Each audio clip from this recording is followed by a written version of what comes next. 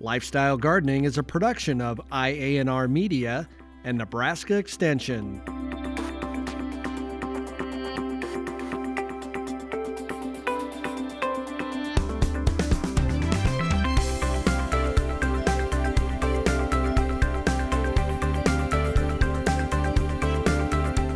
Hello again and welcome to a new season of Lifestyle Gardening. I'm Kim Todd and we've got another great program for you today. Coming up, we'll hear about an insect pest spray schedule for your fruit trees, some things you see outside from your indoor windows, and how to make it beautiful in the winter, scooping snow, and we'll answer a few questions. But first, we're going to focus on the beginning point of all gardening, your soil. It's cold outside, so you probably haven't thought about your garden soil for a month or so, but let's hear about what's going on with your soil and get a few tips on how to make it better while waiting for spring.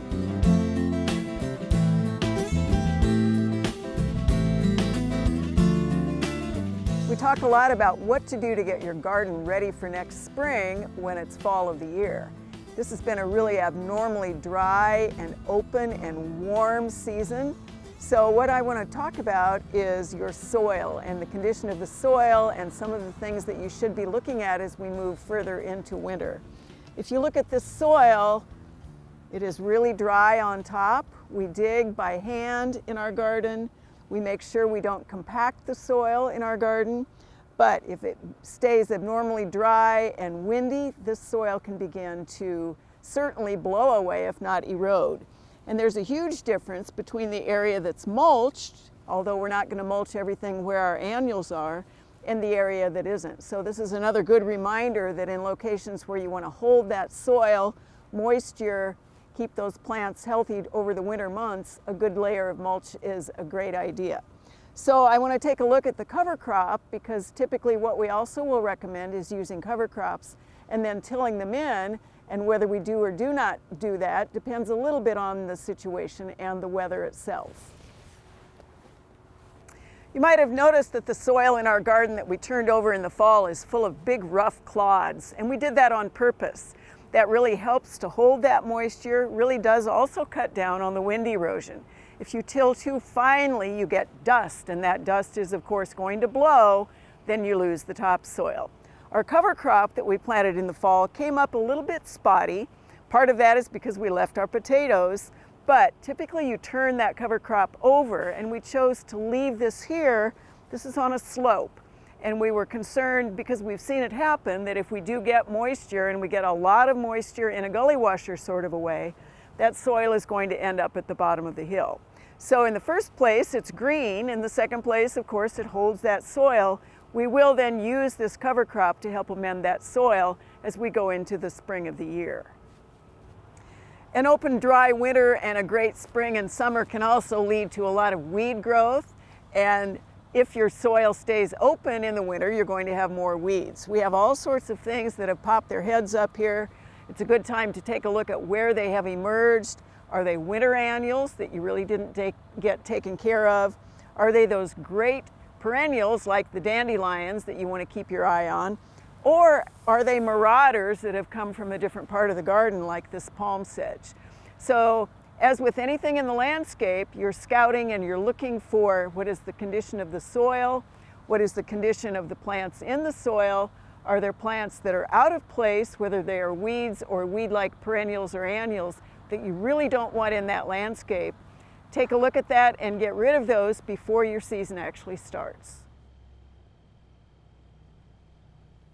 Be good to your soil and it will repay you with bumper crops and beautiful plants. You'll also not have to deal with some of the problems we hear about on Backyard Farmer every season. Let's move on to this week's landscape lesson. If you live in Nebraska, you're going to have to deal with snow. The easy thing to do is scoop it off the sidewalk or the driveway onto your lawn. But if you've opened a bag of ice melt and you're piling that on your dormant lawn or your flower beds, you might be killing the plants below. For this week's landscape lesson, we focus on snow, ice melt, and being mindful of what's underneath those drifts.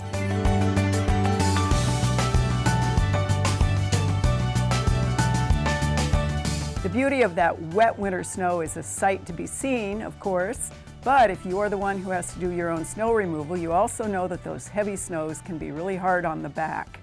A couple things for you to keep in mind about those snows. This is a really good opportunity to take a look at where the damage from snow might occur in your landscape. And that is whether you are the one that is scooping and shoveling and dumping, or whether you have a snow removal company that is doing that. Keep in mind these things. First off, that snow is extremely heavy. If it is the wet one, that's going to give you great moisture into the landscape, especially if we went into the winter very, very dry, but it also packs down. And the heaviness of that snow can do a fair amount of damage to the crowns of either very sensitive plants or plants that are kind of a delicate or a light textured plant. Of course, the other thing that can happen with snow and snow removal is the machine itself, no matter whether it is a great big one or a small one, chews up the edges along the sidewalks. And we talk about this a lot in terms of being able to do the repair of the turf that has been damaged by snow. But take a look after that snow removal has occurred to see where the sod or the edges of your landscape have been peeled back, because those are the places you're going to have to take care of in the spring. And then of course there's that ice. And the de-icers come in all sorts of flavors, if you will, different colors, different textures, different sizes of bags or barrels or containers. Many of them have names on them that are pet friendly or earth kind, or something that suggests that the ingredients in that ice melt are not going to do a great deal of damage to the landscape. Read that label very carefully. Remember that you've got to be able to use that ice melt for the temperature that will work, and if you've put the ice melt down heavily and then it snows again, you may have to do it again. I've seen some interesting things with these heavy snows as well, which is the scooping happens, the ice forms, the ice melt goes down, we get a little bit more snow, or the ice melt does its job. Here comes the snowblower and actually can blow that material all the way further out into the landscape. So you do have to pay attention not only to the heaviness of the snow and where it's been piled, but also what happens if that snowblower does its job and sends it across the landscape. So enjoy the beauty of it. Know that that heavy wet snow is a good thing as long as it's not too heavy. It insulates, it provides moisture, but you are going to have to pay attention to what is the potential damage that that snow can do in your landscape. Ice melt and packing the snow on top of your lawn could lead to some peculiar problems when spring comes around. It's best to keep the snow piles smaller and try to keep the ice melt on the concrete, not on your landscape. If you've got a few fruit trees in your backyard, you probably already know that some years are skimpy and other years the branches almost break because they're full of fruit. It might seem to happen for no reason, especially in Nebraska. So on this week's interview, we try to guide you to keeping insect pests from destroying those apples, peaches, plums, and pears. We talked to Jody Green about insects that like your fruit as much as you do.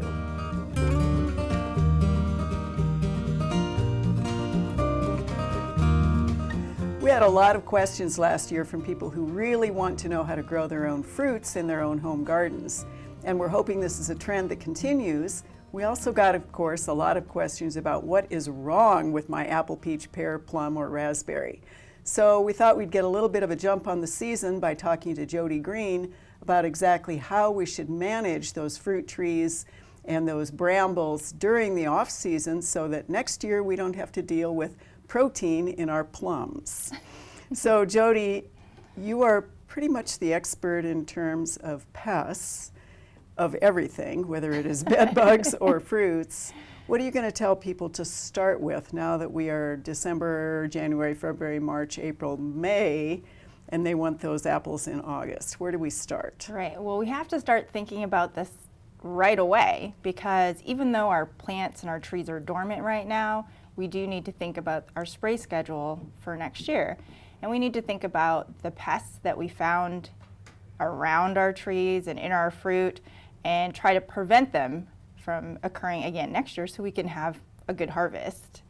So what are some examples and what do people look for, especially if we're talking about novice gardeners? Right. So if you haven't planted yet, the best thing to do is find a good cultivar that will grow in the weather here, in the conditions you're going to plant the tree, and also you want to have something that may be disease or insect resistant. So I would consult whoever you're buying that tree from. If you are moving into a property or landscape that already has those trees, then right now you want to think about if there's scale or mites from the previous year, you may want to treat with a dormant oil, and that's going to be in before bud break. So that's going to be early before you even think about seeing those pests. So it's going to be like late February, early March, about the time you're going to prune, which is also very important for healthy trees. So a big piece of doing the management, of course, in any landscape is actually that very word, the management. And what I'm hearing you tell people is you don't just get to plant it. This is a great time to go scout. Can they still take samples to the diagnostic clinic if they need to, or to extension offices if they find some strange thing on an apple twig, as an example? Absolutely, because identification is going to be the first key, and you want to let us know what kind of plant you're dealing with. So the plant, the insect, or the pest. If it's not an insect, you want to identify that as well, and then the timing. So that will all correspond to a really good management program, because even though spraying is something that may be necessary, there are a multitude of products that you can use. But so after the dormant season, if you don't have mites or scale insects that you want to treat for, the next best thing is to go out after the blooms start and scout at least once a week. Look for pests that are flying around or crawling, anything like that. There are also traps that you can put out there that will help monitor for any moths that are coming in or emerging that have been pupating over the winter. So I think one of the things that shocks people is they don't see anything. Right. And then here comes that creature in the middle of their peach or the middle of their apple. How do they treat for that if they are, and when? Is this again a dormant treatment? So no, so when they do start scouting and they think if they see any scars on some fruit or some damage like rolling leaves or caterpillars, then they want to treat after the petal blooms have fallen. And this is the best time because you're not going to hurt any pollinators that we really need. And after the blooms drop is when you can treat with a number of products that are available to homeowners from stores. There are synthetic pyrethroids, there is carbaryl malthion, spinosad for some insects, but you really want to read the label in terms of like timing and application rates, because it's not just a one and done as well. It's something that you'll have to keep up with, and there should be a timing schedule, like every 10 days, for example. And also, you want to make sure you've got those pre-harvest intervals in your mind, because if you're going to harvest, you want to make sure on that label it says that there's enough days in there. So a multitude of products, Yes. which of course makes it difficult if you don't really understand the products, and timing and management. What if people really are leery of doing any sort of a spray whatsoever?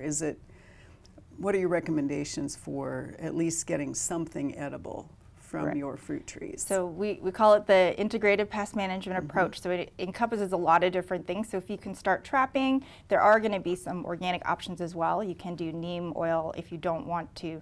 If you want to spray something but not have it be completely, synthetic.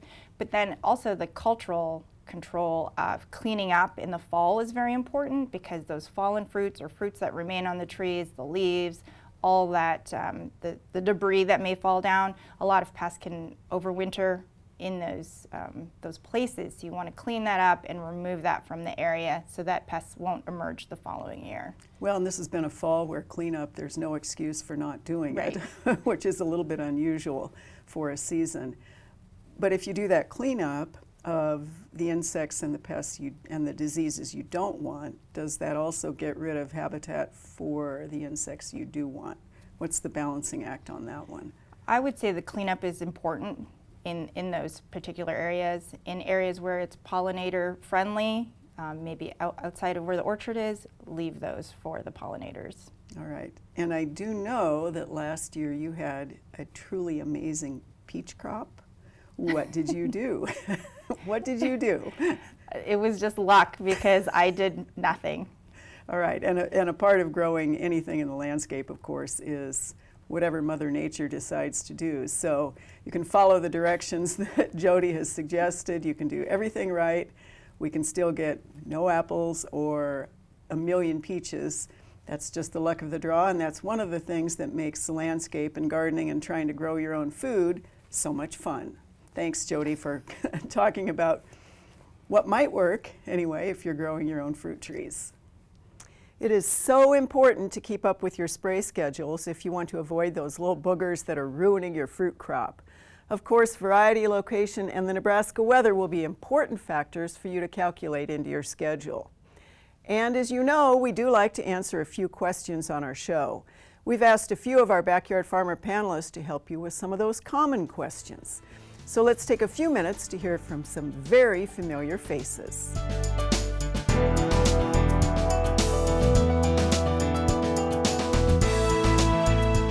So unfortunately, we can only diagnose so many things via pictures, and on occasion we do need a physical sample to come into the diagnostic clinic. And so the first thing that we ask is that you collect the sample and you send a sample in as fresh as possible. And so collect that sample, maybe if possible, the day before you're going to send it. But if you do have to wait a day or two before sending it, you can just put that sample in the refrigerator just to maintain it until it is able to get into the mail. And then we do ask that you put samples into a plastic bag. Ziploc works very well. If there's any excess moisture, put a dry paper towel or even just some dry, clean newspaper in there to really help absorb any excess moisture that may be sloshing around. We really don't want excess moisture in these samples if they're going to sit in the mail truck for a couple of days, because then all sorts of stuff will start to grow on that sample, not only the disease that we're looking at. Now, if you're thinking about including some root material, we ask that you include that root ball in a separate Ziploc bag, and then you can put the entire thing in another bag. That way we're just preventing more excess soil from getting onto our fresh leaves.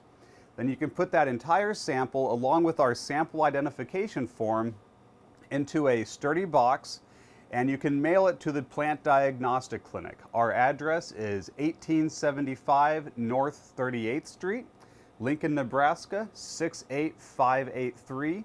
And we do ask that you send samples between Monday and Wednesday. If samples are dropped in the mail later in the week, there's a really good chance they'll sit over the weekend, and by the time we get them, they may be degraded to the point that we can't accurately identify what the cause of the disease is. Additionally, if you would have any questions, feel free to reach out to me via Twitter or email, and we can help give specific instructions for certain plants.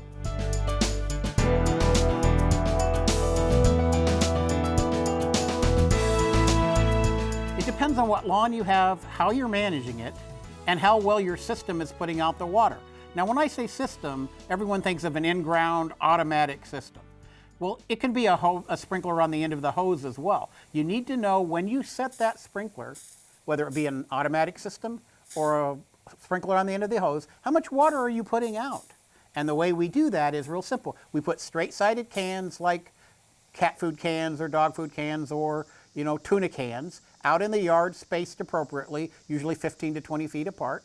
In lawns that have spray heads or use a spray type head, maybe a little bit closer together. You run the system for about 15 to 30 minutes, and then you measure how much water went into that with a simple ruler that's gradated in very small tenths of an inch, right? And you just hold it up, put the ruler in there, and then you get a number on that. Then you can extrapolate that and say, oh look, this system is putting out about 1/2 an inch an hour. Now, now that you know that if I need to put on 1/2 an inch, I need to run that system for an hour. Not all systems are the same, nor are all sprinkler heads the same, nor are the time of day when you're using a sprinkler on the hose the same. So check this during the course of the day and try to get a rough estimate of what it is. So now you know how much your system is putting out. How much to put on your lawns? For years we recommended 1 to 1.5 inches per week exclusive of rainfall. So if you got a 1/2 inch rain, you would want to put on another inch of water. We're finding that was excessive, and if we want to conserve moisture in the landscape, we certainly want to do that on the lawn, which usually represents the majority of the square footage in a home landscape. So let's try to think about how much water we're putting out, and also how much water the lawn needs. Usually we look at the lawn as needing water when it starts to show a bluish tint, or when you walk across it and it footprints.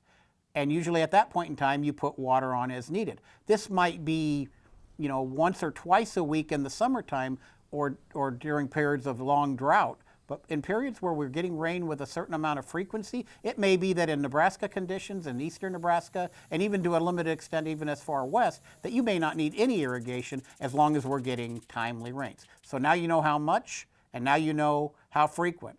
Not a real exact number when it was how much, but it's about what the lawn looks like rather than an arbitrary 1.5 inches per week. Let's not do that anymore. Let's conserve moisture.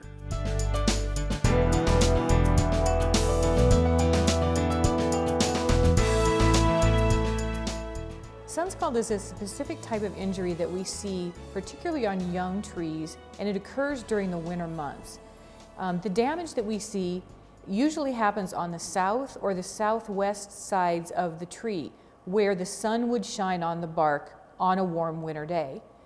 During those times, what happens is the cells where the sun is shining will lose some of their dormancy, and then as temperatures drop quickly again at night, there can be ice crystals that form in the spaces between the cells, which can kill them. And what you'll see on trees in the following year after sunscald occurs is a patch of dead bark on the south or the southwest side of the tree. Now this bark may be sunken, it may be a slightly darker color, it may start to crack around the edges of the dead section. But the basic problem here is that you've lost the ability in the tree to move water up and down that section of the trunk where the bark has died. So how do we prevent sunscald? Well, there's a couple of different ways.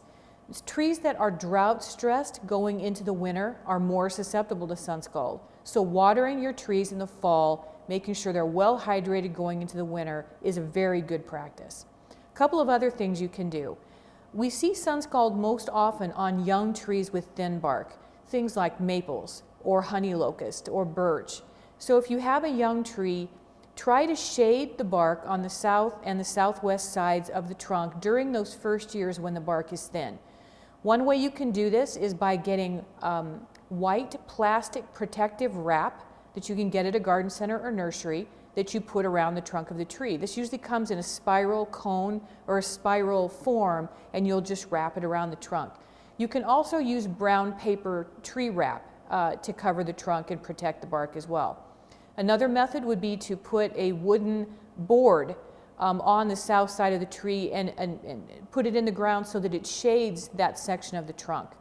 A method that orchardists have used for many years is to paint the lower part of the trunk with white paint, and you would use a latex paint. Now often in landscapes this is not an acceptable solution to have your tree trunk painted white. But if you have an orchard with some fruit trees, that might be a really good option. But again, remember to use a latex type of paint. Most of us have been cooped up for a few months now, and looking outside our windows is either a winter wonderland or maybe something less than that. It's worth considering that you may have left a few plants standing for winter interest, but do things look the same from different levels of your house? Let's take a few minutes to examine how we can improve those winter views with a few simple ideas.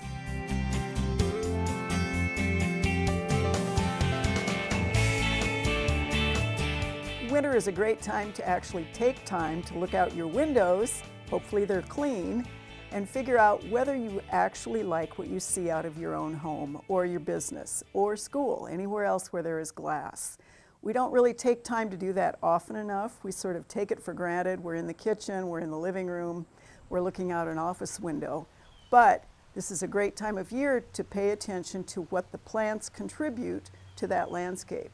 We tend to think in terms of screening out something that we don't like to see, and that's a question that we get all the time. How can I screen my neighbor's house? How can I screen the dumpster? What about this transformer? I don't like the way the street looks. That's a different kind of way of thinking about looking out the windows than to think, what do I want to see, not what do I not want to see. So One of the interesting changes during the winter months, of course, is deciduous trees and shrubs. Those that drop their foliage either early or late, all of a sudden, what you didn't know you could see if you're not paying attention is right there in front of your face. Anything from telephone wires to a whole vista that opens up that can really be quite beautiful if you deliberately inframe that with other plant materials so you're focused on it. The other plant, of course, that contributes to the winter landscape is anything evergreen or broadleaf evergreen. And even though we don't have a lot of broadleaf evergreen choices in Nebraska, some of the big viburnums, a handful of the hollies in the right locations, even some of the semi-evergreen or semi-broadleaf evergreen plants give a different sort of a texture. One of the mistakes that people make is they tend to do landscape at the edges of a property. So that really goes back to screening out. Creating a backdrop is a different situation entirely, but we don't tend to necessarily place plants right up close to the windows. And if you think about that, if you have a very delicate plant, one with fine texture, one with great winter fruit, interesting twig pattern, you actually will be able to look through that in the winter, so you get sort of this depth of perspective or depth of landscape. Another way that that really contributes to a beautiful winter experience is if you are a bird feeder, or even if you don't feed the birds but you just like to watch them anyway, choose the right plant for that location out your windows and you'll be able to actually see those birds up close and personal. As many as 4 pairs of cardinals, maybe the interesting little chickadees, all sorts of birds coming and just fluttering around in that landscape. And of course you can't see that when all of those plants have leaves on them in the summer. So deliberately take a stroll through your own home or your business, look out those windows, think also about the difference about what that landscape looks like if you're just going by outside versus looking at it from within. Because the other thing that happens, you're usually up at least 1.5 feet, maybe 2 stories, maybe 3 stories. The landscape really changes dramatically if you see it from a different elevation. What we're getting at here is trying to help you think a little more creatively when you transition from fall to winter scenes around your house. With just a few adjustments or trying new plant material, you too will soon be looking at a wonderland as the snow falls. Thank you so much for joining us again for Lifestyle Gardening. Next time we'll be selecting some wonderful house plants and giving you ideas on how to get your kids interested in gardening. So good afternoon, good gardening. Thanks for watching. We'll see you all next time on Lifestyle Gardening.